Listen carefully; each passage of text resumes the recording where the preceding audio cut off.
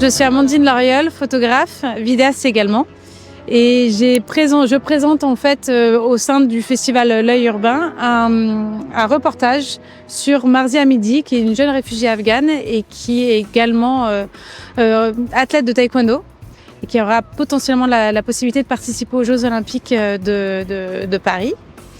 Et qui a également des facettes très intéressantes, d'autant plus de par son jeune âge, c'est-à-dire de vouloir faire changer les choses, en particulier par rapport à la situation des femmes.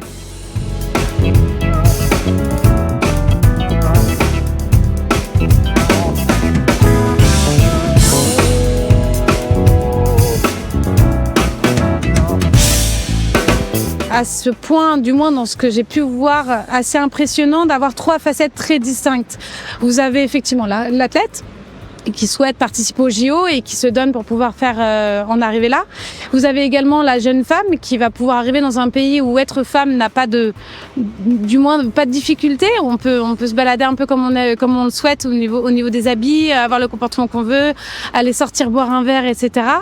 Et il y avait cette facette où elle est combattante, pas seulement sur le tatami, mais également dans la vie, où elle voulait, du haut de ses 21 ans, je le rappelle, vraiment se battre pour faire entendre la voix des femmes, en particulier dans son pays, sans rentrer dans un débat féministe, etc. Il est vrai que dans leur pays, il se passe quelque chose d'absolument affreux pour ce genre.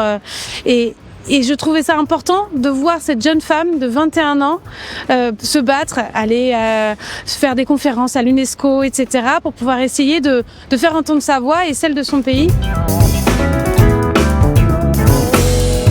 J'avais le souhait de vous présenter cette image qui est clairement une de mes favorites.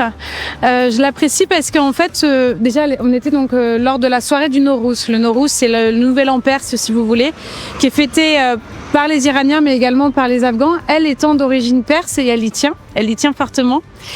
Et donc, elle m'a proposé de venir voir justement cette fête qui s'était clairement faite un peu comme ça sur le canal Saint-Martin, devant un restaurant iranien, et c'est la première fois où j'ai pu la voir vraiment dans une liberté. Vous voyez quand on se met à danser avec une certaine liberté, là pour le coup Azadi à fond, et cette image quand je l'ai prise, il y a eu comme un ok, là je la ressens.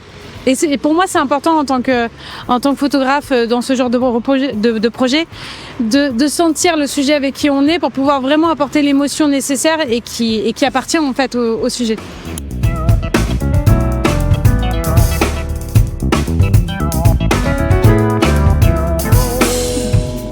RFI